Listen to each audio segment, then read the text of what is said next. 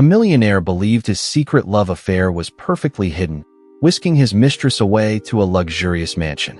But as he poured champagne and whispered sweet lies, the front door creaked open. His pregnant wife stood there, calm, composed, and holding something that would dismantle everything he thought he controlled. The soft hum of classical music floated through the high ceilings of the secluded mansion nestled deep within the mountains. The scent of cedarwood from the fireplace mingled with the distant aroma of red wine, filling the air with an elegant warmth that wrapped around the rooms like a velvet cloak. Outside, snow had begun to fall lightly, dressing the treetops in white, creating a postcard-perfect scene of isolation. Inside, however, the atmosphere was anything but innocent. Lucas Hartwell stood near the massive glass doors, a glass of Bordeaux in his hand, swirling it absent-mindedly as his eyes scanned the landscape. 42 years old, impeccably groomed, dressed in a tailored navy sweater and charcoal pants, he looked every bit the successful man he had spent 2 decades building himself into. His dark hair, touched with strands of silver at the temples, gave him a mature appeal that only money and power could truly elevate. His posture was relaxed, confident, the kind of stance only a man who believed he controlled the world around him could maintain. Behind him, a soft laugh rang out, melodic, flirtatious, young. It came from Jasmine, the woman curled lazily across the leather chaise lounge, her legs tucked beneath her, her silk robe loosely tied around her waist. She was 26, olive-skinned, with long black hair cascading over her bare shoulders and eyes that danced with mischief every time they met his. She held her wine with practiced elegance, but everything about her spoke of calculated charm. The way she crossed her legs, the subtle arch of her back, the way her eyes lingered on Lucas just a second too long. "This place is unreal," she said, running her fingers along the edge of the crystal wine glass. "I mean, I've seen luxury, but this? It's like a secret world." Lucas turned slightly, flashing a smile that didn't quite reach his eyes. "That's the point," he replied. "No one knows about this place. Not even my business partners. It's private." Jasmine raised an eyebrow, amused. "Not even your wife?"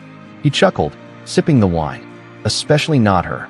The name, or rather, the reminder, of Celeste brought a flicker of tension to his jaw. Celeste, his wife of 12 years, now 8 months pregnant with their first child, was back in the city, most likely nestled in their penthouse suite, poring over baby catalogs and listening to lullabies. She had insisted on preparing every detail herself: the nursery paint color, the crib style, the baby shower guest list. She had become so consumed by motherhood that she had all but forgotten the man who had built the world around her. Or so Lucas told himself. He wandered over to the chaise and sat beside Jasmine, draping an arm across the back of the sofa, letting his fingers play with the edge of her robe. She leaned into him, her perfume light but intoxicating. Everything about her was a deliberate escape from the structure and demands of his real life. Jasmine didn't ask for spreadsheets or business strategies or emotional support. She just existed, vibrant, flirtatious, and constantly impressed by everything Lucas offered. "This is what I imagine freedom feels like," she said, stretching like a cat under his arm. "No expectations, no responsibilities, just you, me, and this ridiculous view." Lucas laughed softly, but something in her words unsettled him. Freedom. That was exactly what he thought he wanted, wasn't it? He had worked his whole life to reach this level. Money, reputation, influence. But lately, there were moments, fleeting but undeniable, where it all felt hollow. He dismissed the thought quickly. This wasn't the time for reflection. This was supposed to be his weekend of indulgence. The day passed with slow decadence. A private chef prepared their meals, delivering course after course of exquisite dishes. Jasmine paraded through the house in silk and lace, teasing, whispering, always within reach, but never too close. Lucas drank, laughed, played along, convincing himself that he was still in control of it all. The game, the relationship, the consequences. By evening, snow had thickened outside, coating the world in silence. The fireplace crackled, throwing dancing shadows across the room, and Lucas leaned back with a drink, watching Jasmine scroll through her phone. She'd been oddly quiet for the past few minutes, her fingers tapping rapidly as she typed a message, then paused, then typed again. "Something wrong?" he asked. Jasmine looked up quickly, forcing a smile. Just checking messages. My friend's being dramatic again. Lucas nodded slowly, but his gaze lingered on her a moment longer. There was something off in her expression, a flicker of unease, a hint of hesitation. He considered asking more, but chose not to. He had learned long ago that silence sometimes maintained power better than confrontation. A moment later, Jasmine set the phone down and stood, walking to the grand piano in the corner of the room. She pressed a few keys, letting the soft notes drift into the air, her back to him as she swayed gently. I wonder what your wife's doing right now, she said casually, almost as if she didn't mean it to sting. Lucas's lips tightened. He rose, walking to her, placing his hands on her hips from behind. Probably choosing crib sheets or practicing breathing exercises, he muttered. Jasmine turned her head, just slightly. She doesn't suspect anything? She suspects everything, he said, half laughing. But suspicion and proof are two very different things. She turned fully to face him then, studying his eyes for a beat longer than usual. And what happens when suspicion turns into proof? Lucas stared at her. That's a problem for later. And yet, even as he said the words, the nagging feeling returned. He wasn't sure if it was guilt or paranoia, but something unsettled him now. Something he couldn't quite place. The doorbell rang. The sound sliced through the moment like a blade, sharp and unexpected. Both of them froze. Did you hear that? Jasmine whispered. Lucas nodded, already moving toward the hallway. Nobody's supposed to be here. His pulse quickened. He checked the security screen, but saw nothing at first. Then, a figure stepped into view, a woman in a long coat, standing just beyond the porch light. The screen was grainy, but her silhouette was unmistakable. Celeste. His throat tightened. Time seemed to slow as his mind scrambled for logic, for explanation. How had she found him? Who had told her? Why was she here, alone? Or was she? The doorbell rang again. Jasmine appeared behind him, peering over his shoulder. Is that her? Lucas didn't answer. He walked toward the door, heart pounding now, the illusion of control unraveling with each step. He opened it slowly, and there she was, Celeste, poised, 8 months pregnant, and utterly unreadable. Her eyes met his, calm and steady, not a hint of panic or rage. And beside her stood a man, tall, sharp, commanding, a stranger. His hand hovered near the small of her back, a gesture too familiar to ignore. Lucas, she said evenly, we need to talk. Lucas's mouth went dry. The air between them pulsed with tension. Jasmine stepped back, instinctively adjusting her robe. The stranger extended a hand. Cole Whitman, Elisa's business associate. Associate? Lucas couldn't speak. Everything around him felt suddenly unstable, unreal. And yet, the most haunting thing in that moment wasn't Celeste's sudden arrival or the presence of another man. It was the fact that she was smiling. And that smile didn't belong to a woman who came to confront her husband. It belonged to a woman who came to deliver something far worse. Before we dive deeper into what happens next, pause for a second. If you were in her place, what would you do? Drop your thoughts in the comments and rate the story from 0 to 10 so far. And don't forget to like the video and subscribe. This story's only just beginning. Jasmine stood still by the grand window, her fingers resting lightly on the silk curtains, eyes fixed on the snow-covered path where just minutes ago, Celeste had stood with that composed elegance that haunted her now. The image refused to leave her mind. The way the pregnant wife had looked at Lucas, not with pain or desperation, but with a kind of quiet strength that unsettled everything Jasmine thought she knew. It wasn't jealousy that gripped her chest now, it was uncertainty. And that was a feeling she was entirely unfamiliar with. She had always been the one in control, the one who played her cards just right. She knew how to read a man's attention, how to pull his desire to the surface and keep it burning. Lucas had been no exception. From the first time they met at one of his business events, she saw the signs, the lingering glances, the subtle compliments, the way his voice softened when he spoke to her. She hadn't needed to chase him. He came to her willingly, like they all did. But unlike the others, he brought her here, to this mansion, to this fantasy. And Jasmine believed, even if she never said it out loud, that she was more than a fleeting escape. She believed she was replacing Celeste. She walked across the living room, her robe clinging to her legs as her thoughts spun faster than she could contain. Her heels echoed on the marble floor as she crossed the room again, each step sharper than the last. Something about tonight had shifted the ground beneath her. Everything Lucas had promised, the whispered future plans, the hidden property, the intimate moments, suddenly felt fragile. If Celeste had known about this place all along, what else had she known? If she had shown up here, what had she come for? And who was that man by her side? Jasmine sat on the edge of the velvet armchair, her posture stiff, her eyes blank as she replayed every conversation she'd had with Lucas over the past few months.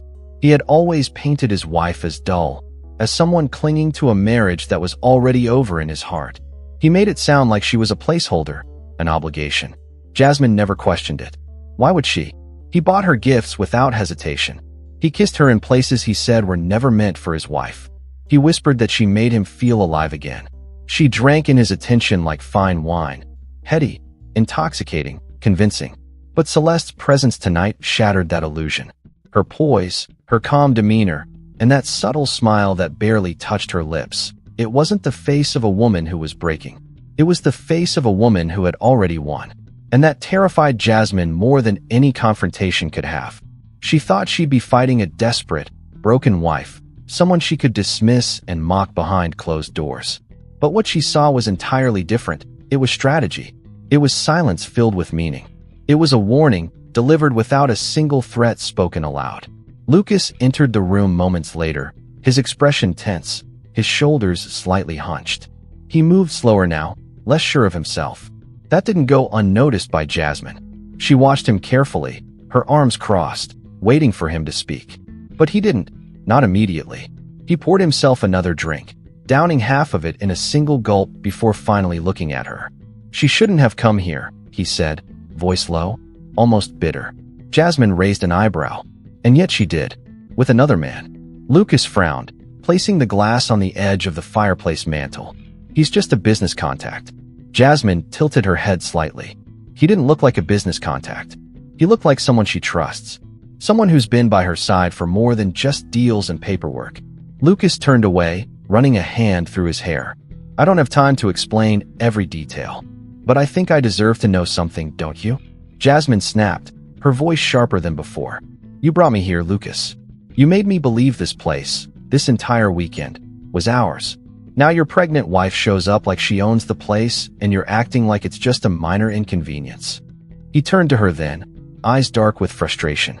Because it wasn't supposed to happen this way. She wasn't supposed to know. That's not an answer, Jasmine replied coldly. That's an excuse. Silence stretched between them. Jasmine stood and walked toward him, her voice calmer now, but still firm. Tell me something, Lucas. Did you ever plan to leave her? Or was I just a distraction you used when the real world became too heavy? His jaw clenched, but he didn't respond immediately. She stepped closer, close enough to smell the faint trace of his cologne, close enough to see the flicker of conflict in his eyes. I need to know, she said softly, almost pleading. Because if she's just a shadow from your past, why does she have the power to make you look like a man who's just been stripped of everything? Lucas stared at her, and for a brief moment, the walls around him cracked. It's complicated, he murmured. Jasmine scoffed. No, it's not. It's only complicated when you lie to two people at the same time. He walked past her, back to the bar, refilling his glass with trembling hands. I care about you, he said without turning around. You know that.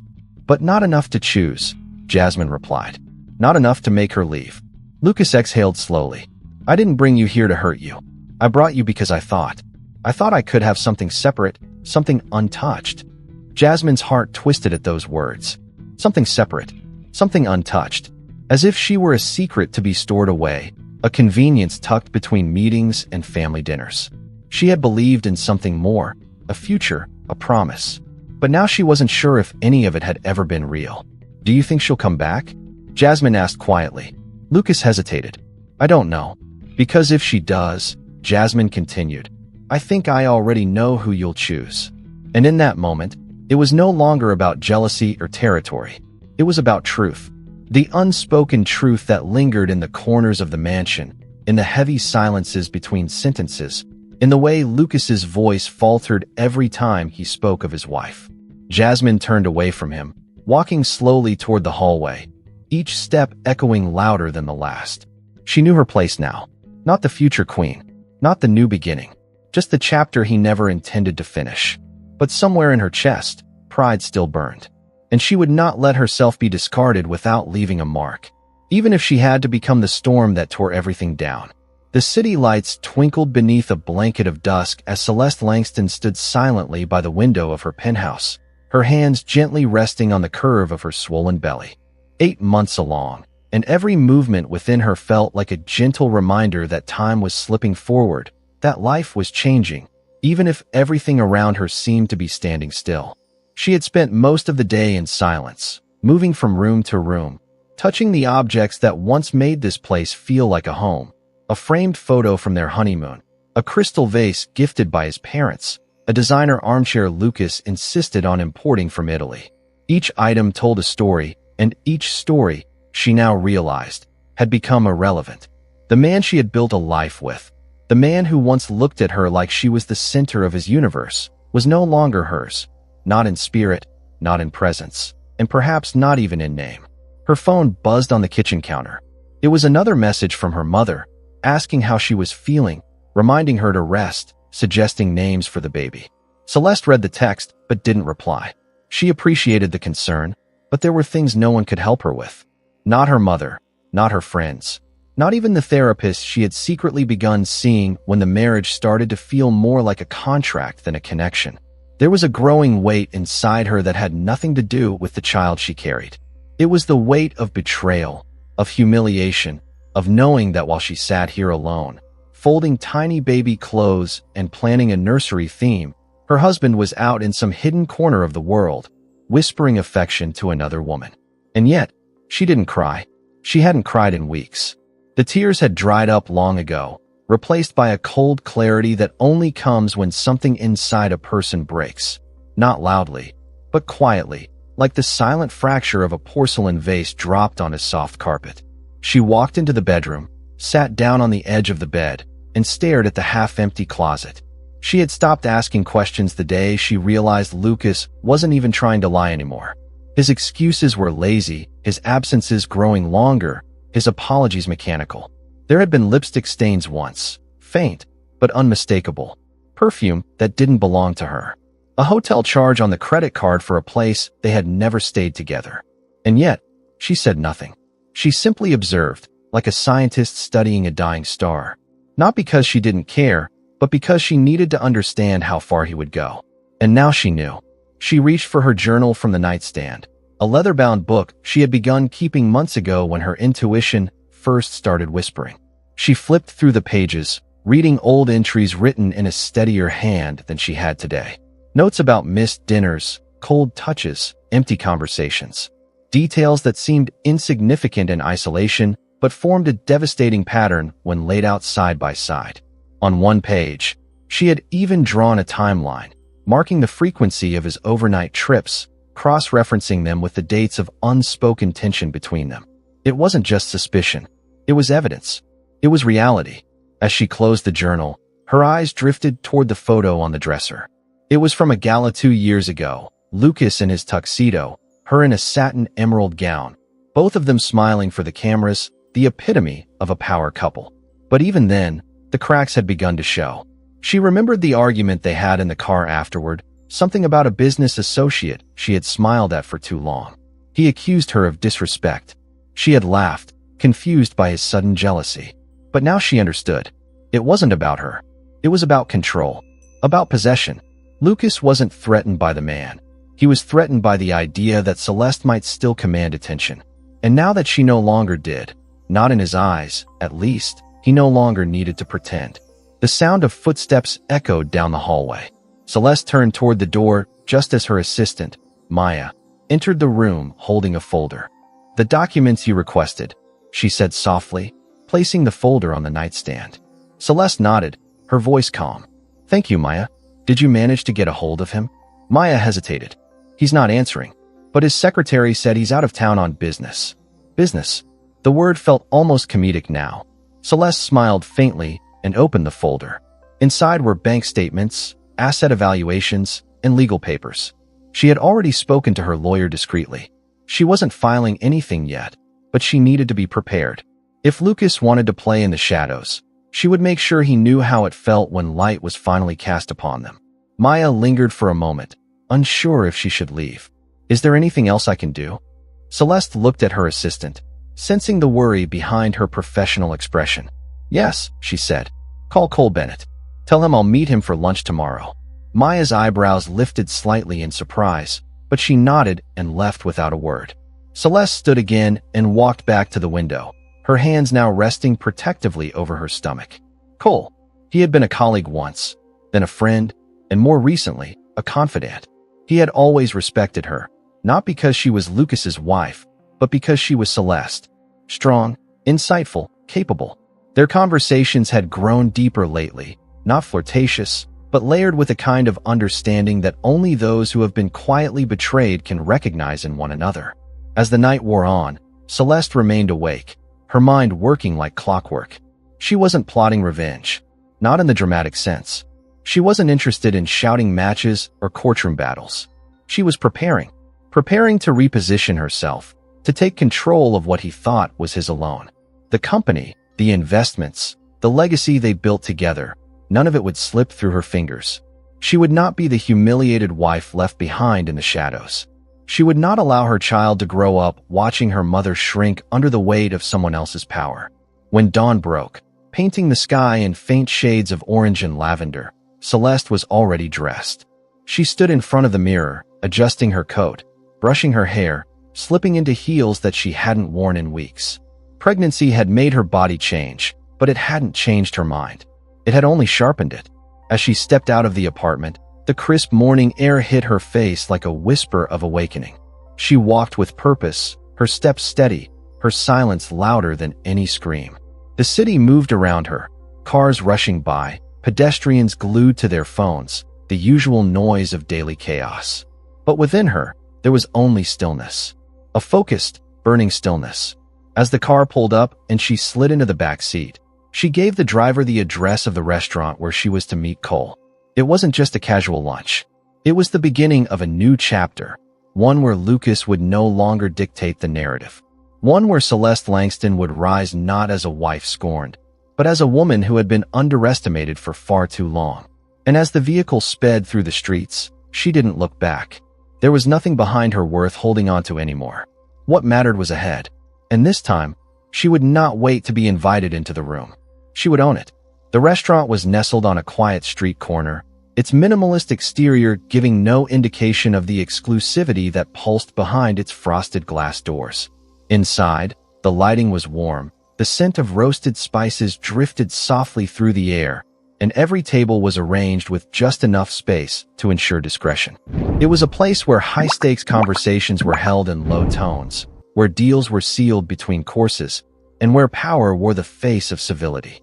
Celeste arrived precisely on time, stepping out of the car with effortless poise, her coat draped elegantly over her shoulders, her hair pulled into a neat chignon. She moved with a confidence that wasn't loud but impossible to ignore, a quiet certainty that had begun to take root inside her the moment she stopped waiting for Lucas to come home. The hostess recognized her immediately and guided her to a corner table already prepared with a reserved sign and a bottle of still water chilling beside two glasses. Celeste sat down slowly, her hand resting gently over her belly, her eyes scanning the room not out of suspicion but out of habit. She had learned to observe the world like Lucas did, calculated, careful, always one step ahead. But unlike him, she did it without arrogance. She didn't need people to know she was the smartest person in the room. She only needed to act like it. Cole Bennett arrived a few minutes later. Tall, composed, and dressed in a crisp charcoal suit, he had the kind of presence that didn't demand attention but naturally commanded it. As he approached the table, his smile was genuine, but his eyes were searching, already reading her mood before she said a word. He pulled out the chair across from her and sat down without formalities. "You look radiant," he said softly, his voice a low baritone that carried an undertone of curiosity. "But something tells me this isn't just a social lunch." Celeste let out a faint breath, part smile, part sigh. "You're right," she replied. "I need to talk business." He nodded slowly, folding his hands on the table. "I thought so. I'm listening." For a moment, she didn't speak. She simply reached into her bag and pulled out a sleek black folder, placing it gently on the table between them. Cole looked at it, then back at her, but didn't reach for it yet. He waited, letting her set the pace. Celeste appreciated that about him. His ability to listen, to observe without interrupting, to understand the weight of silence. "I've been working on something," she began, her voice measured. Something Lucas never saw coming. Cole's eyebrows lifted slightly. "I'm intrigued already." Celeste opened the folder, revealing a set of neatly organized documents. Investment strategies, market analyses, proposals for strategic partnerships, all mapped out in a level of detail that even seasoned professionals would find impressive. Cole began to scan the pages, his eyes narrowing with interest. "You did all this?" he asked after a moment. She nodded. "I've been building it for months." Quietly, observing the gaps in Lucas's portfolio, the risks he's ignored, the opportunities he dismissed because he was too focused on expansion and not sustainability. He's chasing short-term dominance. "I want long-term resilience." Cole leaned back in his chair, absorbing her words. "This is comprehensive. You're not just building an alternative. You're building a better version of everything he thought was untouchable." Celeste looked down briefly, her hand drifting again to her stomach. "I didn't want it to be like this. I didn't want to have to prepare for war. But he forced my hand." Cole's gaze softened. "You've always had the mind for this. He just never saw it." Celeste met his eyes, and there was something in her expression that flickered for a moment. Regret, perhaps, or the remnants of what had once been love. "He saw it," she said quietly. "He just didn't want to share the space." There was a pause, and then Cole reached for his glass of water, taking a slow sip before setting it down again. "So what's your next move?" "I want to launch before he does," she replied without hesitation. "While he's distracted, while he's underestimating me, while he's still busy convincing his investors that his mistress is a better business partner than his own wife." Cole chuckled under his breath, shaking his head. "He's made a mistake he won't recover from." Celeste didn't respond. She didn't need to. The truth hung between them like smoke. Lucas had underestimated the wrong woman. He had invested in appearances while ignoring substance. And now the consequences were quietly unraveling everything he had built. They spent the next hour discussing logistics, timelines, potential alliances. Cole offered his own resources, contacts in private equity, access to legal advisors, introductions to silent investors who had grown disenchanted with Lucas's increasingly erratic leadership style. Every detail was handled with precision. Every step was calculated not to hurt Lucas, but to leave him irrelevant. Celeste wasn't seeking revenge in a traditional sense. She wasn't trying to destroy him. She was trying to outgrow him. As they prepared to leave, Cole touched her arm lightly, just enough to pause her. "You know you're not alone in this, right?" She looked at him for a long moment, her eyes calm. "I know, but I need to do it like I was alone. Because that's how he left me." Back at the penthouse, the silence welcomed her like an old friend. She walked through the room slowly, observing everything with new eyes. The marble countertops, the leather armchairs, the art Lucas insisted on displaying. All symbols of a life that once dazzled her, but now felt cold, impersonal. She stood in the living room, her eyes drifting to a photo of the two of them on the bookshelf. She picked it up, studying their smiles, the way his arm curled around her shoulder. It had been taken in better times, or at least in times when she still believed things could get better. Without hesitation, she placed the photo face down. Later that evening, she sat by the window with a cup of chamomile tea, watching the snow fall gently across the city skyline. The baby moved inside her, a slow, steady flutter. She placed a hand over her stomach, whispering words only the unborn child could hear. "You'll never have to wonder what strength looks like," she said softly, "because you'll grow up watching it." Her phone buzzed again, a message from her lawyer confirming the transfer of key documents. Everything was in motion now. Every step was mapped out. She wasn't acting on emotion anymore. She was executing a plan. Across the city, Lucas stood in the great room of the mansion, staring into the fireplace as if it could offer answers. Jasmine had gone quiet again, retreating to one of the guest rooms after their earlier conversation had soured. The tension between them had thickened, no longer masked by flirtation or distraction. Something was off, and he could feel it, but he couldn't identify it. He still believed he was in control. He still believed Celeste's visit was a fleeting anomaly.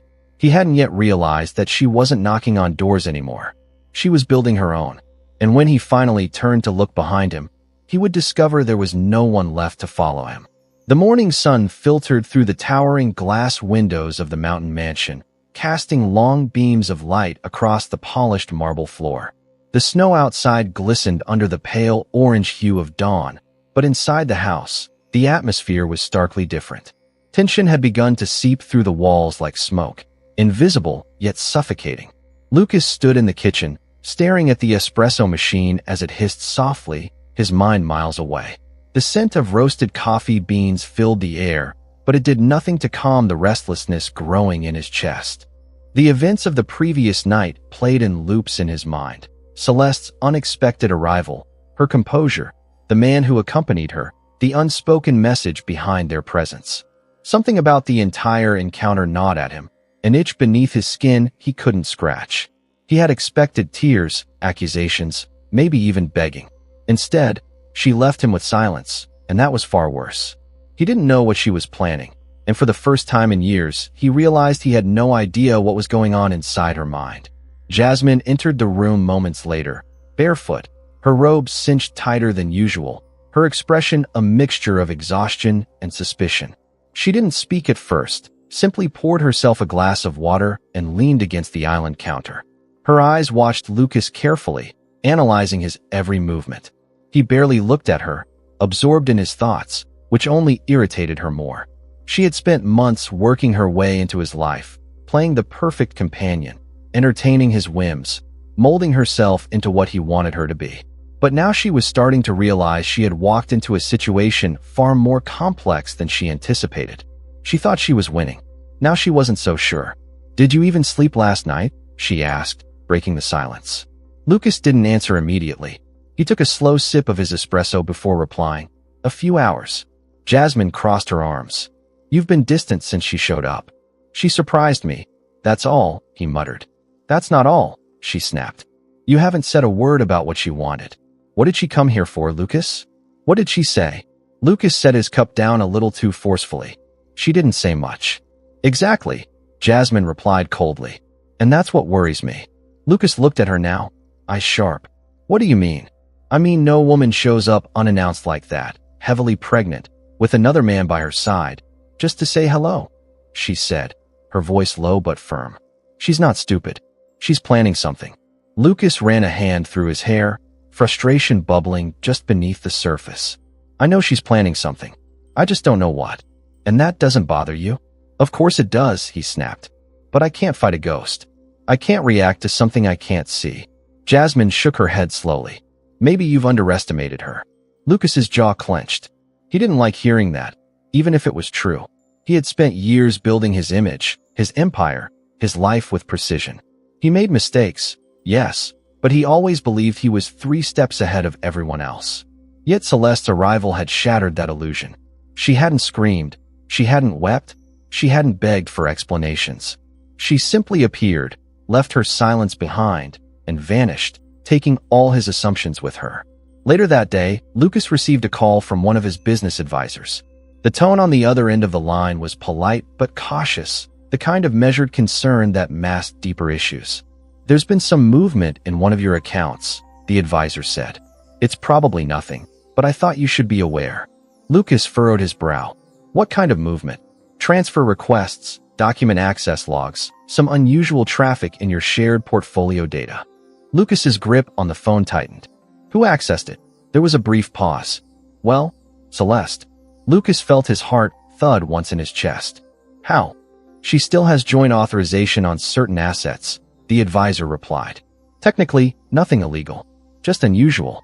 Lucas ended the call and stood still, the silence in the room growing louder around him. So she had already started. Whatever her plan was, it was already in motion, and he had been too busy indulging himself to notice.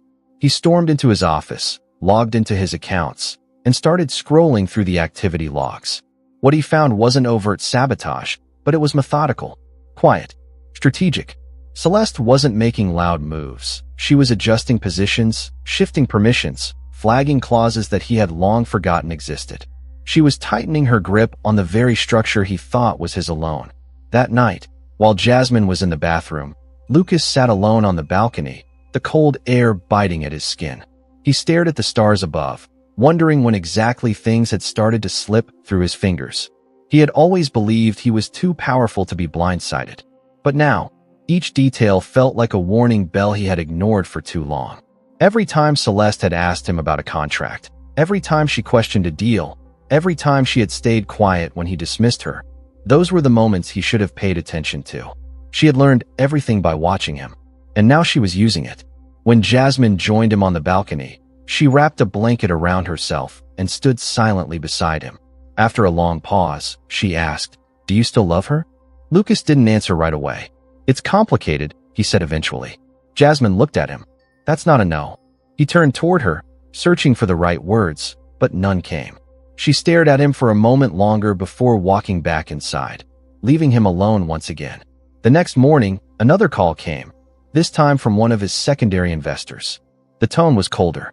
There were whispers that his leadership was being questioned, that certain investors were reconsidering their commitments, that someone had been quietly presenting alternative proposals. Lucas tried to maintain his composure, tried to reassure them, but the cracks were widening. It wasn't just about Celeste anymore. It was about his entire empire starting to shift beneath him. By the end of the day, he was pacing his office, trying to come up with a counter-strategy, trying to get ahead of a game he no longer controlled. Jasmine entered, holding a tablet, her expression unreadable. "There's something you should see," she said. He looked at the screen she handed him, and what he saw made his stomach drop. It was a digital prospectus, an investment blueprint with polished branding, detailed market positioning, and an executive summary signed by Celeste Langston. His name was nowhere on it. He read through the document with growing dread. It wasn't just impressive, it was superior, targeted, sustainable, backed by solid projections. The kind of proposal that would attract the exact investors he was beginning to lose. She wasn't just retaliating, she was replacing him. He sat down, the weight of the revelation crushing his breath. Jasmine stood in silence, watching him unravel piece by piece. "She's not trying to destroy you," she said quietly. "She's making you irrelevant." Lucas leaned back in his chair, staring at the ceiling. For the first time, he realized this wasn't just about an affair or a failing marriage. It was about power, about respect, about who truly held the reins all along. And it wasn't him. The days that followed moved slowly inside the walls of the mansion, though the snow outside continued to fall as if nothing had changed. The world beyond the estate remained untouched, still and pure, while inside, the temperature was beginning to drop in ways that had nothing to do with the weather. Lucas had tried to maintain normalcy, morning routines, business calls, late-night wine by the fire, but something beneath the surface had shifted, and he felt it everywhere. In the way Jasmine moved around the house now, quieter, more calculating. In the way he lingered longer over every notification on his phone, half expecting more news of Celeste's growing influence. In the way his mind returned, over and over again, to that digital prospectus that bore her name and not his. The same woman he once thought of as simply his elegant wife had somehow become a silent threat, an invisible storm gathering strength with each passing hour. Jasmine sensed the shift too. She didn't speak of it directly, but she no longer carried herself with the same carefree energy she once did. The subtle teasing was gone, replaced by long silences and sharp glances. She had always known how to navigate tension, how to manipulate a moment to her favor, but this felt different. It wasn't just about Lucas anymore. It was about the fact that she was no longer sure where she stood. The more she tried to insert herself into conversations, the more she felt him drift away, as if his body was still in the room, but his mind had already left. He had become preoccupied, distant, and worse, unsettled. And if there was one thing Jasmine couldn't stand, it was being part of a situation where her power was slipping through her fingers without her knowing why. She started paying closer attention to his phone calls, to the tone of his voice when he spoke to his advisors, to the names he mentioned, the pauses between his words. It didn't take her long to realize that Celeste's presence had done far more than disrupt a romantic retreat. It had shaken the very foundation of Lucas's empire. He tried to keep the business talk away from her, but she was no fool. She saw the way he checked his email obsessively, how he snapped at the smallest inconveniences, how he spent more time staring into space than engaging with her. The cracks in their affair were growing wider, and Jasmine couldn't help but wonder if they had always been there. She just hadn't looked closely enough before. One evening, she found him sitting in the study, the fireplace glowing behind him, a glass of whiskey untouched on the table. His laptop was open, the screen displaying a spreadsheet filled with red numbers and highlighted notes. She leaned against the doorframe, watching him, waiting for him to acknowledge her presence. When he didn't, she stepped inside. "You're losing control," she said softly, not accusingly, but as a matter of fact. Lucas didn't look up. "I'm handling it." "No, you're reacting to it," she replied. "That's not the same thing." He finally met her gaze, and for a moment, there was a flash of something. Anger, frustration, maybe fear. "Do you have a point, Jasmine?" "Yes," she said, walking closer. "Your wife isn't just angry. She's strategic. You thought this was about emotions. It's not. It's about leverage." He leaned back in his chair, letting her words sink in. "And what do you suggest I do?" "Stop pretending she's playing the same game you are," she said. "She's not trying to win you back. She's trying to make you obsolete." Lucas stood abruptly, pacing the room. "I know what she's doing. I just didn't expect her to move so fast." "You didn't expect her to move at all," Jasmine countered. "You underestimated her." He didn't respond. He couldn't argue. The truth was undeniable now. His empire was no longer solid ground. Celeste had found the weak points and was pressing into them one by one, not with noise or chaos, but with quiet precision. And that terrified him more than anything else. The next day brought more complications. One of his investors pulled out unexpectedly, citing concerns over recent volatility and rumors of internal instability. Lucas tried to manage the damage, but word was spreading. Something about his leadership was being questioned. Someone was whispering doubts into the ears of people who once trusted him without hesitation. He knew where those whispers were coming from, even if no one said her name out loud. That evening, he received a call from a longtime business associate. The man's voice was polite, almost apologetic, but the message was clear. "I've been approached with a new proposal," he said. "It's compelling, very forward-thinking. You should know that some of your board members have already expressed interest." Lucas felt his throat tighten. "And who's behind this proposal?" There was a pause on the line. "I assumed you already knew." "Celeste Langston." The words hit like a blow, not just because she had moved into his territory, but because she had done it without him noticing. She had turned allies into prospects, friends into competitors, all while he was distracted playing house with a woman who now felt more like a shadow than a partner. After the call, he sat in silence, staring at his reflection in the window. His image was distorted by the falling snow outside, and for a moment, he didn't recognize the man looking back at him. He had spent so much time believing he was untouchable, so much energy convincing himself that his power was absolute. But now he saw the truth. Power was never about how loudly you spoke or how many people followed you. It was about what you controlled in silence. And Celeste had learned that lesson better than anyone. Jasmine entered the room again, watching him from a distance. "What now?" she asked. Lucas turned to her slowly. "Now I fight back." "With what?" she asked, folding her arms. "Panic? Desperation? She's not playing with emotion, Lucas. She's using knowledge.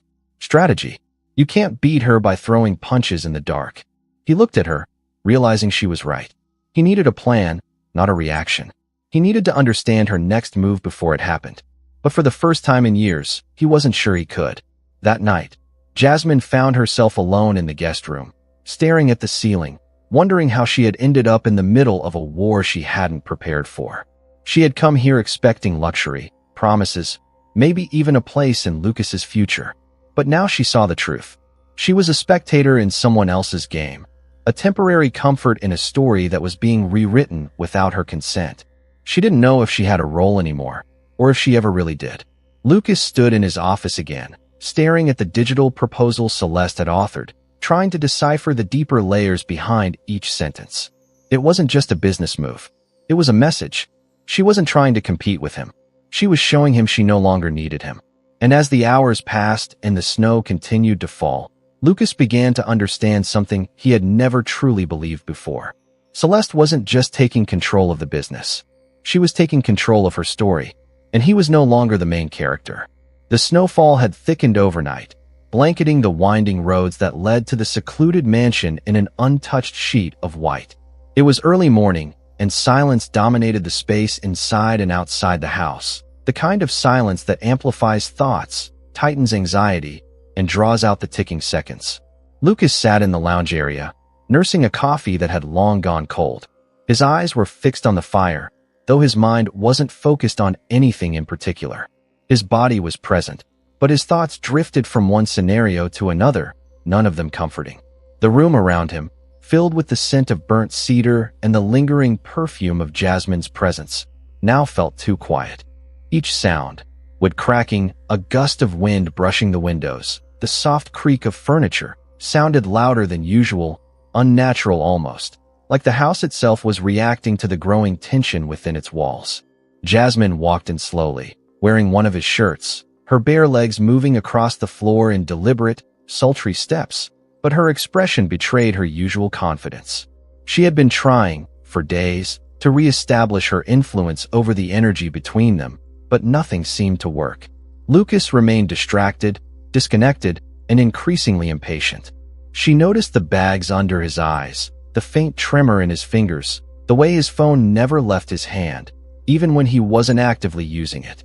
It was the behavior of a man who no longer controlled the narrative of his own life, and Jasmine was beginning to resent being caught in the mess he had created. She poured herself coffee, sitting across from him without saying a word. Lucas glanced at her briefly, but said nothing. His mind had already started to play a dangerous game. What if Celeste hadn't just shown up to intimidate him? What if she had come to reclaim more than just her dignity? He had spent the night reviewing documents, checking access logs, calling associates to gauge where loyalties stood, and still, the feeling of control continued to slip through his fingers. There was no solid plan forming, only fragments, loose ideas, half-formed counterattacks. He knew he was supposed to be a leader, a visionary, but now he felt like a man chasing his own shadow. Jasmine's voice broke the silence. What if she's still nearby? Lucas turned his head toward her, surprised by the question. What do you mean? He asked. Jasmine shrugged. What if she didn't leave the area? What if she's watching you, waiting for the right moment? Lucas scoffed lightly, though the idea planted itself in his mind. He hadn't considered that. He had assumed she left after the dramatic appearance with her so-called business associate, but maybe Jasmine was right. Maybe Celeste had only just begun. He stood up, agitated, pacing toward the window. His eyes scanned the snow-covered landscape beyond the glass, but there was no movement, only trees swaying gently under the weight of ice and wind. Still, the tension didn't ease. He couldn't explain it, but something was coming, something he couldn't stop. Hours passed with little change. Lucas had tried to immerse himself in his work, but emails remained unanswered, calls went to voicemail, and even Jasmine had retreated to the other wing of the house, claiming she needed space. The only thing louder than the silence was the unease that grew thicker by the minute. And then, just as the sky began to darken with early evening clouds, the doorbell rang. It was a sound that pierced the stillness like a scream in the night. Lucas froze. He turned toward the sound, heart hammering in his chest. It wasn't just surprise, it was dread. He hadn't invited anyone. No deliveries were expected. No staff had been notified, and the road was barely accessible through the snow. He stepped toward the entryway, each step slow, deliberate, cautious. His hand hovered near the security screen, and when he pressed the button, the camera feed came to life. There she was, Celeste, standing in a tailored winter coat, her hair tucked neatly under a soft hat, her face composed and calm. And again, beside her, was Cole Bennett, the same man from before, though this time his posture was even more assertive, more protective. Lucas didn't move. He stared at the screen, trying to process what he was seeing. There were no bags in their hands, no documents visible, no indication of the reason for their visit. But Celeste's eyes, as they looked directly into the camera, said everything. She wasn't here to beg, or argue, or even negotiate. She was here to reclaim. Lucas opened the door slowly, bracing himself for a confrontation he hadn't prepared for. Celeste met his gaze without hesitation. There was no hesitation in her posture, no uncertainty in her voice when she spoke. "We won't stay long," she said, stepping inside without waiting for permission. Cole followed behind her, nodding curtly but saying nothing. Lucas moved aside, instinctively stepping back as if pushed by the weight of her presence. Jasmine appeared at the top of the stairs, wearing a robe now, her hair loose, confusion evident on her face. "What is this?" she asked, her voice sharp. Celeste looked up at her, offered the faintest smile, then turned her attention back to Lucas. "We came to deliver something," she said simply. Lucas's throat tightened. "What are you talking about?" Cole stepped forward now, pulling a sleek leather folder from his coat and handing it over. "These are revised agreements regarding asset shares, trusts, and business interests jointly managed under your marital contract. You'll want to review them with legal counsel." Lucas took the folder, barely able to keep his hands from trembling. "You're joking," he muttered. "No," Celeste said, her tone colder now. "I'm done being your silent partner. I've moved the assets. I've secured new partners. And I've retained majority interest in 3 of your core subsidiaries." Lucas's world spun.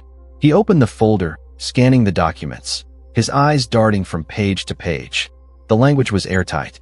The authorizations were legitimate. The signatures were real. She had moved faster than he imagined possible. She had struck in silence and now stood before him not as a scorned wife, but as a corporate adversary. He looked at her, eyes wide, voice hoarse. "Why are you doing this?" Celeste took a step closer, her voice steady. "Because I was never the one who broke this family, Lucas. You were. And I was never going to spend the rest of my life cleaning up your messes while you handed your loyalty to someone else." Jasmine spoke again, incredulous. "You think this makes you powerful? You think this changes anything?" Celeste turned toward her, expression unreadable. "I don't think it. I know it." Without another word, she turned back to Lucas. "You built an empire and forgot who helped you build it. You thought silence was weakness. You were wrong." She turned toward the door, Cole following her again. And just before stepping outside, she looked back one last time. "I'm not your wife anymore, Lucas. I'm your competition." And with that, she vanished into the cold night, leaving behind a house that no longer felt like his. The front door clicked shut, and with it, the silence in the mansion deepened into something nearly suffocating. Lucas stood motionless in the center of the foyer, still gripping the leather folder in one hand while his other hung limply by his side.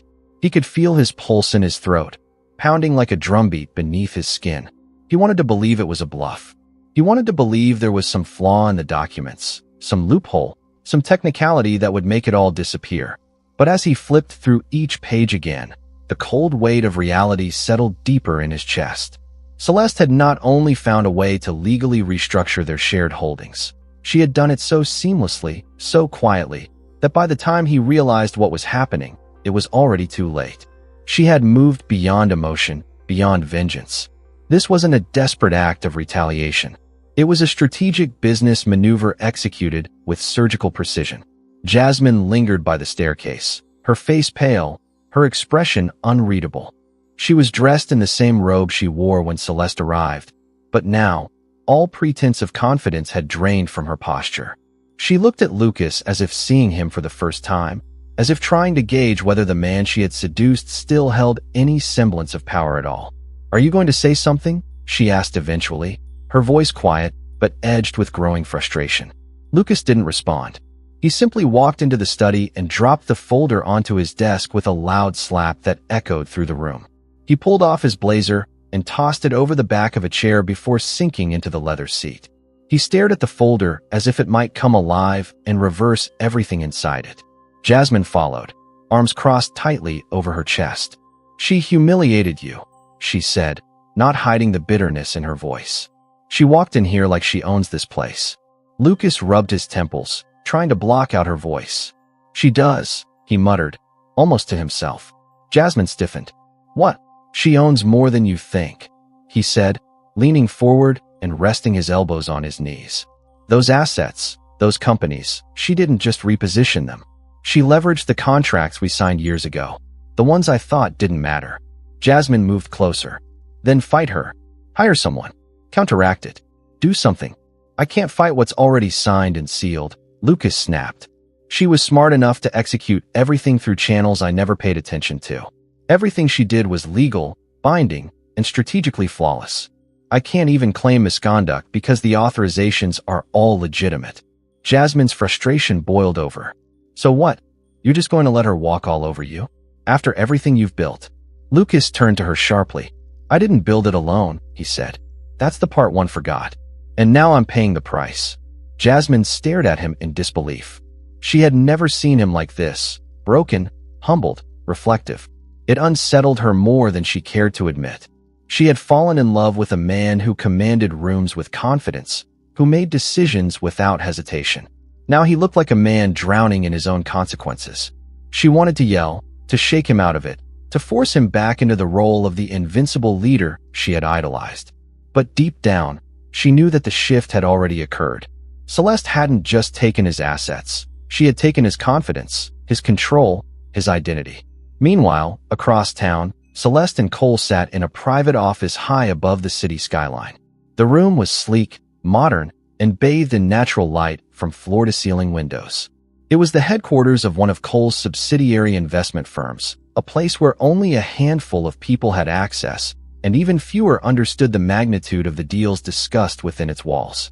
Celeste sat across from him at the large glass conference table, a fresh stack of documents spread before her. Her posture was relaxed, but her eyes were sharp.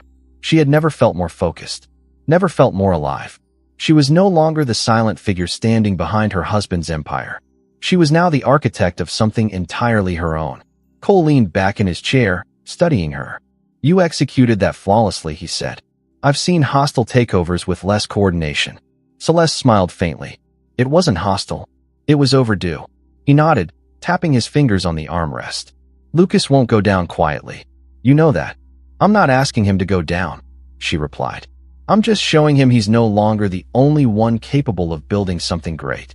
Cole watched her for a moment longer before sliding another document across the table. "There's interest from 2 other investment groups. They've heard about your proposal and want to explore joint ventures. If you agree to the preliminary terms, we can start negotiations next week." Celeste took the paper, scanning the details. Every move she made now had to be deliberate. Every step had to be calculated. She wasn't just protecting herself anymore. She was building a future for her child, a legacy that wouldn't be overshadowed by the name Langston. "Let's proceed," she said firmly. Cole smiled. "I knew you'd say that." Back at the mansion, Lucas paced his office, unable to focus. The folder sat open on the desk, its contents staring back at him like a reminder of his arrogance. He picked up his phone and dialed one of his attorneys, hoping to find a loophole, a technical error, anything he could exploit. The conversation was short and disappointing. The legal groundwork was airtight. Celeste had covered every angle. He ended the call and slumped into his chair again, burying his face in his hands. His empire was slipping, not because someone attacked it, but because someone understood it better than he did. Later that evening, he received an email from a mutual contact, a former investor who had just committed to Celeste's new venture. The subject line was simple: a better future. The message inside was worse, a glowing endorsement of her vision, a subtle acknowledgement that her strategy was not only solid but inspiring. Lucas closed the laptop, his pulse racing. The damage was growing. The investors who once hung on his every word were now turning to the woman he had dismissed as irrelevant. Jasmine entered the room quietly, sensing the tension again. "What now?" she asked. Lucas looked at her, eyes bloodshot, jaw clenched. "Now I find out who I am without her." Jasmine narrowed her eyes. "And who is that, Lucas?" He didn't answer, because for the first time in his life, he didn't know. The mansion no longer felt like a sanctuary. The walls that once echoed with laughter and whispered promises now resonated with tension and fractured silence. Lucas wandered through the grand hallways like a ghost of his former self, every corner reminding him of the empire he had once commanded with certainty.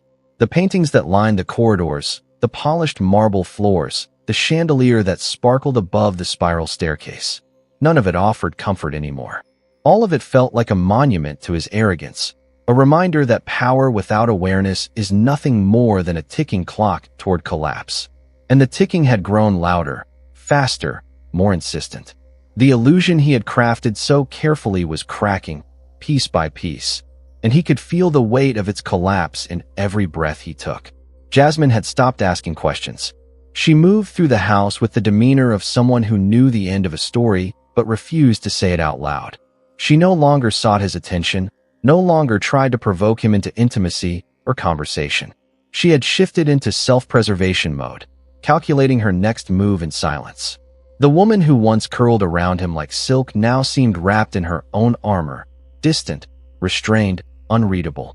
She was beginning to understand something she should have seen sooner. Lucas was not a man building a future. He was a man clinging to the ruins of a past he no longer controlled. She watched him spiral, and though part of her still wanted to pull him back, a stronger part of her wanted to walk away before she got buried beneath the rubble with him. On the third morning after Celeste's visit, Lucas received a notification that sent a cold shiver down his spine. A joint venture deal he had been preparing for over a year had been officially withdrawn. The investor, once a close friend and staunch supporter, cited strategic redirection as the reason. But Lucas knew better. Behind those polite words was the hand of Celeste. He sat at his desk for nearly an hour, staring at the email, unable to move. His empire was unraveling not because of scandal or sabotage, but because of quiet, calculated redirection.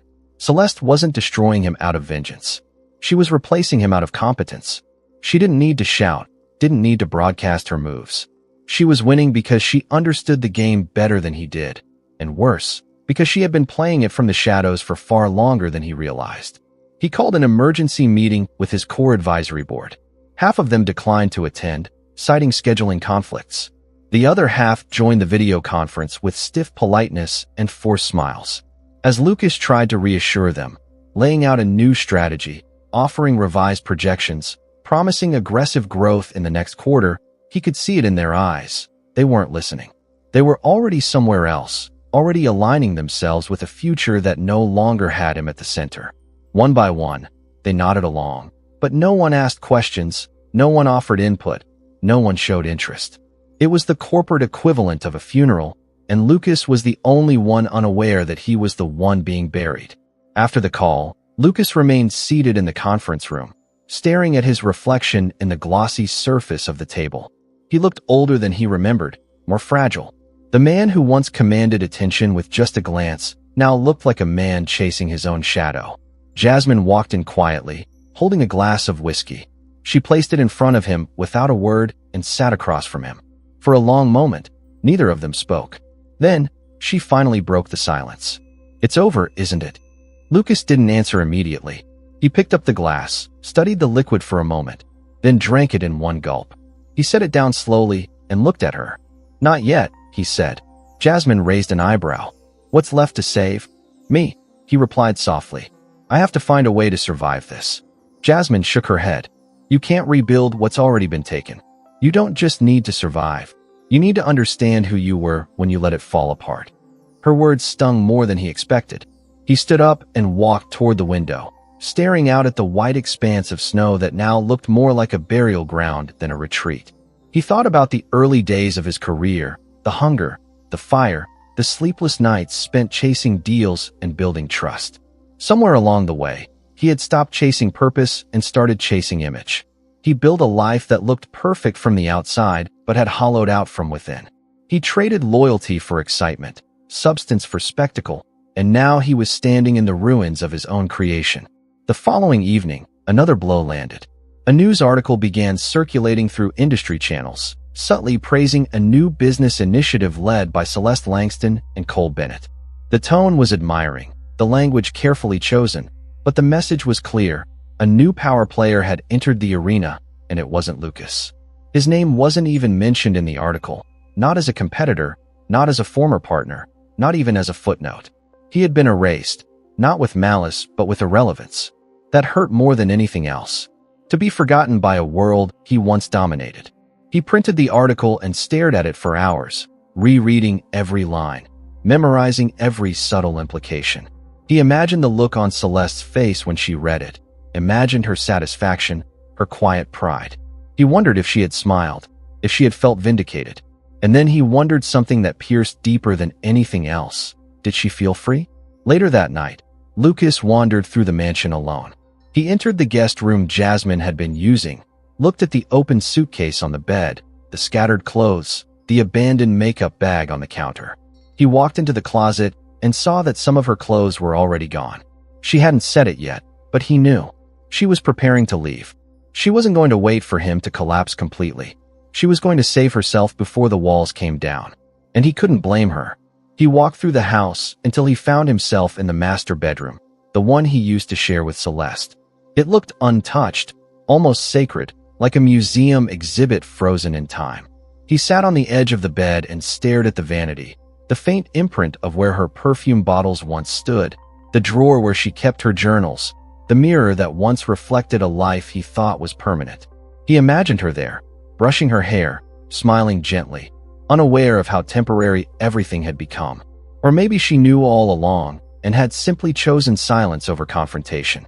As the clock ticked into the early hours of the morning, Lucas remained in that room, alone with memories and consequences. He had spent years believing that success was measured by dominance, by control, by the ability to dictate outcomes. But now he understood that real power wasn't loud or visible. Real power moved quietly, patiently, and struck without warning. Celeste had become more powerful not in spite of her silence, but because of it. And in the end, she hadn't needed to destroy him. She only needed to leave him behind. The cold had settled into the mansion like a second skin, creeping through the cracks in the windows, pressing against the glass walls, and settling in the corners where light no longer reached. Lucas sat alone in the library, the amber glow of the lamp casting long shadows around him as his fingers traced the edges of a worn book he hadn't read in years. He wasn't reading it now either. He was simply holding it, clinging to something familiar while the unfamiliar reality of his unraveling life swallowed everything else. There was a stillness in the air that night, but it wasn't peace, it was resignation. A kind of quiet that comes after a storm, not because the storm has passed, but because there's nothing left to destroy. He stared at the fireplace without really seeing it, his thoughts circling the same questions over and over again. Questions that had no answers, questions he should have asked long ago when there was still time to change things. But time had moved without him, and now all that remained was the echo of choices he couldn't undo. He reached into the side drawer of the bookshelf and pulled out a box he hadn't touched in years. Inside were photos, letters, little fragments of a life he had once shared with Celeste. A plane ticket from their first vacation, a receipt from the diner where he proposed, a handwritten note she had left on his desk on the morning of their 5th anniversary.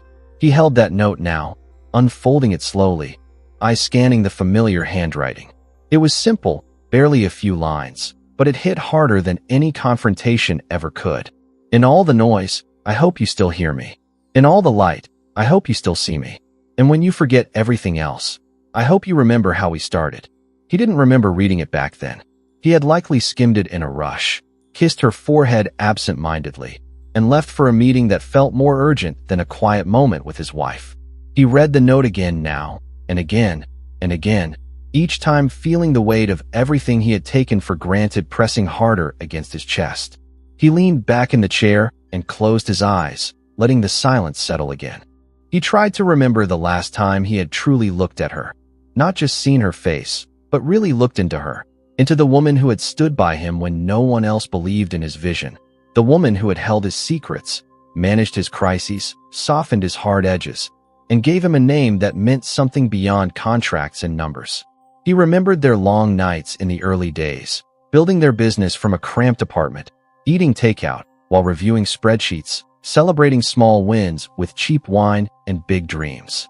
He remembered how she used to fall asleep on the couch with his laptop still open on her lap, how she used to leave notes in his planner when he was overwhelmed, how she used to hold his hand under the table during tense meetings just to remind him he wasn't alone. He remembered it all now, and it burned more than he thought possible. And still, she had never shouted, never thrown accusations, never demanded explanations. She had only watched, listened, and quietly started to remove herself from the equation. She hadn't stormed out of his life. She had simply walked away with dignity, and now, even in her absence, she continued to speak louder than anyone else in his world. He stood up slowly and walked through the hall toward the master bedroom, a space he had avoided for days. He opened the door and stepped inside. The scent of her perfume still lingered faintly in the air, delicate and haunting. On the dresser, a new envelope had been placed since the last time he was there. He hadn't noticed it before. He walked over and picked it up, recognizing her handwriting immediately. His fingers hesitated for a moment before opening it. Inside was a letter, longer than any she had written him in years. He sat down on the edge of the bed and began to read, each word piercing him deeper than the last.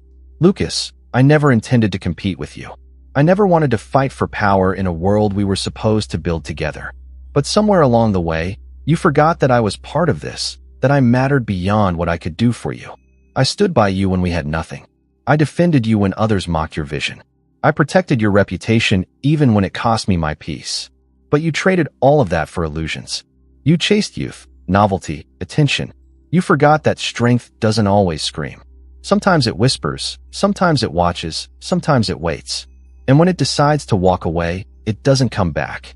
His eyes blurred as he read further. You made me invisible in the home I helped build. You replaced my voice with your silence, my presence with your distractions. And still, I stayed longer than I should have. Not because I was weak, but because I believed in what we once were. I waited for you to remember, but I won't wait anymore. I've taken what I deserve, not out of revenge, but out of necessity. This isn't a war, Lucas. It's a farewell. He folded the letter slowly, resting it in his lap, his hands trembling. The pain was sharp, not just because of what she had written, but because every word was true. He had lost her long before she walked away. He just hadn't seen it. He had been blind to the quiet unraveling, deaf to the silence that screamed louder than any accusation. And now, he was left with echoes. Outside, snow began to fall again, soft and steady. He walked to the window and looked out, watching the white cover stretch across the landscape like a clean slate, a final erasure of the path he had chosen. Behind him, the house remained still, filled with memories that no longer belonged to anyone. He thought of calling her, of trying to explain, to apologize, to ask for one more chance. But he knew it was useless. This wasn't a moment for repair. It was a moment of recognition. He had broken something he couldn't fix, and in her silence, she had delivered the truth he refused to face. And that truth would follow him for the rest of his life. The days moved slowly now, each one blending into the next with an eerie sameness that wrapped the mansion in a suffocating stillness. Lucas moved through the halls like a man suspended in time, drifting from one room to another, unable to find purpose in any of them. The phone calls had nearly stopped altogether. Once his phone had rung constantly with deals, meetings, invitations, and congratulatory messages. Now it sat on the edge of his desk like a relic of a former life, vibrating occasionally with meaningless notifications, automated messages from banks, irrelevant updates from apps he no longer cared to open, the occasional shallow attempt from acquaintances who hadn't yet realized he had already disappeared from the inner circle. The empire he had built so carefully was not crumbling in one grand explosion. It was eroding quietly, piece by piece, like sand slipping between his fingers while he watched, helpless to stop it. Jasmine's departure was neither dramatic nor emotional. One morning, Lucas woke up to find her side of the bed empty. Her suitcase was gone. The closet space where her clothes once hung was vacant. The faint scent of her perfume had vanished from the air. On the kitchen counter, there was a note, written hastily and with no signature. You need to figure out who you are without using people to define you. I won't wait around while you fall apart. That was all. No accusations, no farewells, no final plea for him to fight for her. Just a quiet resignation, the final thread in a story that had unraveled long before either of them had the courage to admit it. He had expected it, in some distant part of his mind. Still, the confirmation of her absence brought a strange hollowness he hadn't prepared for. He wasn't devastated. He wasn't angry. He was just empty. In the following weeks, more dominoes fell. One of his core companies was acquired through a hostile buyout facilitated by a firm that had recently aligned with Celeste's new investment group. The transaction had been legal, clean, and irreversible. His attempts to block the acquisition had failed before they even began. The boardroom where he once held court was no longer his. The executives he had mentored, groomed, and entrusted were now reshaping their allegiance. New leadership had been appointed. New direction announced. His name was quietly removed from the company's founding credits. No public humiliation, no headlines splashed across news sites. Just a subtle replacement, an erasure carried out with the efficiency of a surgical procedure. He was no longer an asset. He was a liability they were eager to forget. Lucas stood outside the office building that had once been the headquarters of his empire. The signage had already been changed, the lobby redesigned, the branding replaced. The receptionist didn't even recognize him when he entered. She greeted him politely, asked for an appointment, then informed him that walk-ins weren't allowed. He didn't argue. He turned around and walked out, stepping into the bitter wind without saying another word. That night, he sat on the balcony of the mansion, staring into the dark tree line below. The snow had begun to melt, revealing the damp earth underneath. The landscape looked different now, raw, exposed, stripped of its pristine cover. Much like him, he thought of calling Celeste, just to hear her voice, to say something. Anything. That might feel like closure. But he didn't. What would he say? That he was sorry? That he hadn't known what he was losing?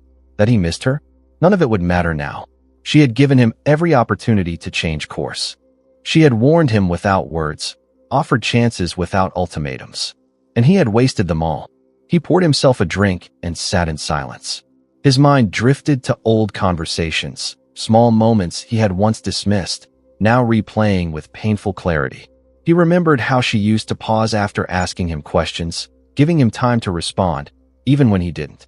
He remembered how she used to watch him during meetings, catching the nuances he missed, offering insights that he had claimed as his own.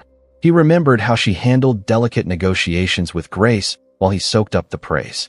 He remembered how he had silenced her presence by thinking he was speaking louder. And now he realized that all along, she had been the foundation he stood on. And when she walked away, the ground beneath him collapsed. One evening, a former rival invited him to dinner. A man who had once envied Lucas's position, who had tried for years to outmaneuver him. The invitation was formal, polite, but beneath the words, Lucas recognized the tone. It wasn't camaraderie. It was victory. He declined the invitation and turned off his phone for the rest of the night. He didn't want to see the world he used to rule from the outside. He didn't want to be a guest at tables where he once sat at the head. He didn't want to be pitted. Because that was the worst part. Not the loss of status or assets, but the realization that people were beginning to feel sorry for him. He stopped answering calls altogether. He shut down social media accounts, canceled subscriptions, removed himself from public mailing lists. He disconnected not to find peace, but because the noise reminded him too much of what he had lost. The quiet didn't bring healing. It brought clarity, and the clarity was cruel. He realized he had never truly appreciated the empire he built. Not the people who supported it, not the woman who helped create it, not the values that once guided him. He had chased bigger deals, more extravagant wins, louder applause, thinking that success was about accumulation. But now, stripped of all excess, he saw the truth. Success meant nothing if it came at the cost of substance. He remembered a conversation he once had with Celeste in their early years. He had told her, half jokingly, that he wanted to build a legacy no one could erase. She had smiled at him then and said, "Legacies aren't built with money. They're built with meaning." He had laughed at the time, dismissing it as one of her poetic ideals. But now, those words echoed louder than ever. One morning, as he walked through the garden behind the mansion, he found a letter tucked into the mailbox. There was no return address. The envelope was blank. He opened it cautiously, unsure what to expect. Inside was a single sheet of paper, typed and signed. But the message was unmistakably hers. "When silence becomes louder than words, remember that you taught me how to use it." He stood there for a long time, the letter trembling in his hands, his breath caught in his throat. He knew then that Celeste hadn't just left him. She had transcended him. She had become a force beyond his reach, beyond his understanding. And all he could do now was live with the echo of a woman he once had but never truly saw. The city was waking up beneath a soft drizzle, the streets still glistening from the rain that had fallen through the night. The sky carried that familiar tone of pale gray, stretching endlessly above the skyline, reflecting off the tall buildings and the smooth surfaces of black sedans crawling through traffic.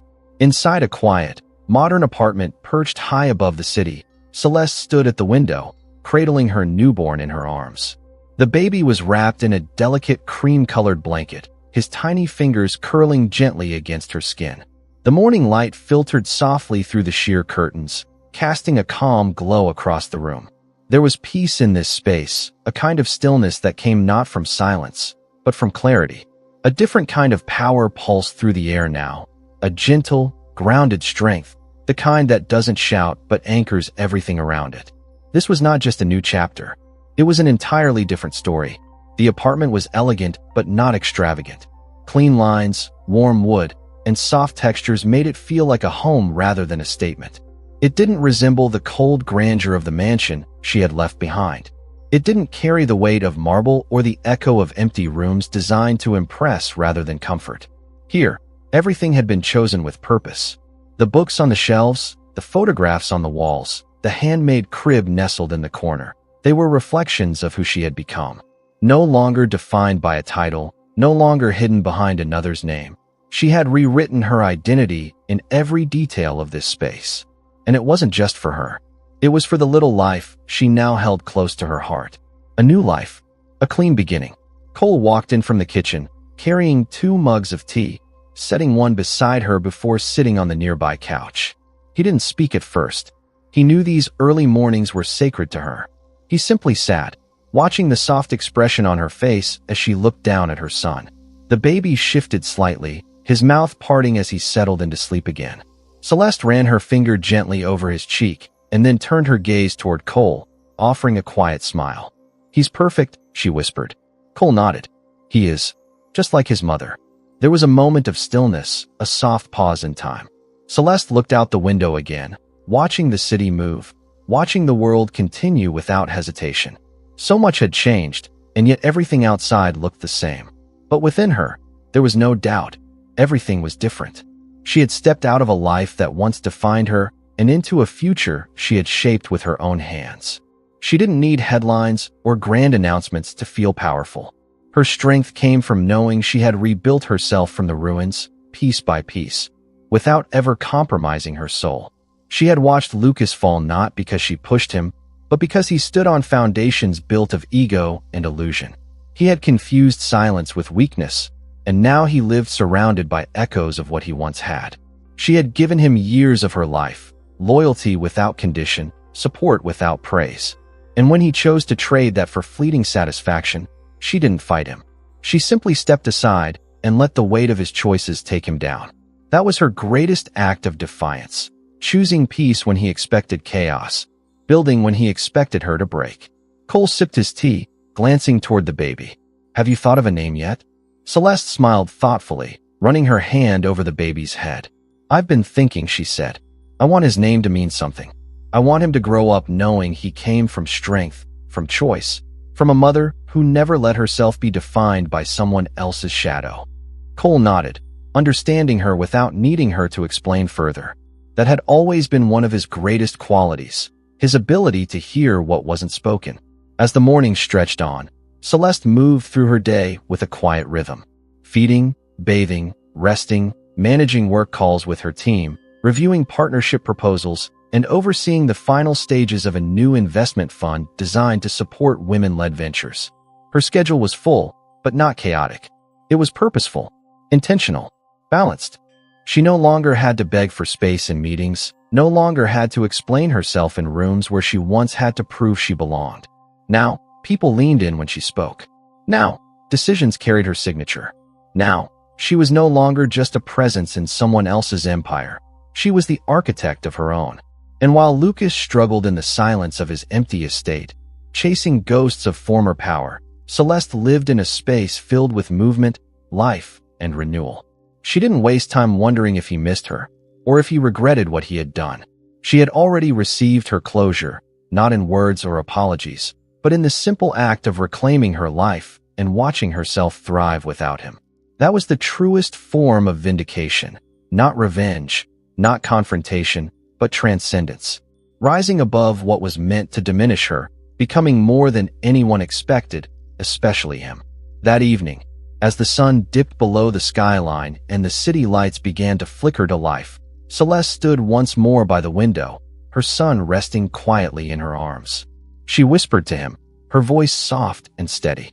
"You came into this world in the middle of chaos, but you will grow in peace. You will grow watching strength, not arrogance. You will grow knowing love that doesn't have to be loud to be true. And you will never have to question what a woman is capable of." Behind her, Cole watched silently, his presence calm and unintrusive. He knew this wasn't his moment. It was hers. And perhaps in time, something deeper would grow between them. But for now, he was exactly what she needed, steadfast, respectful, present.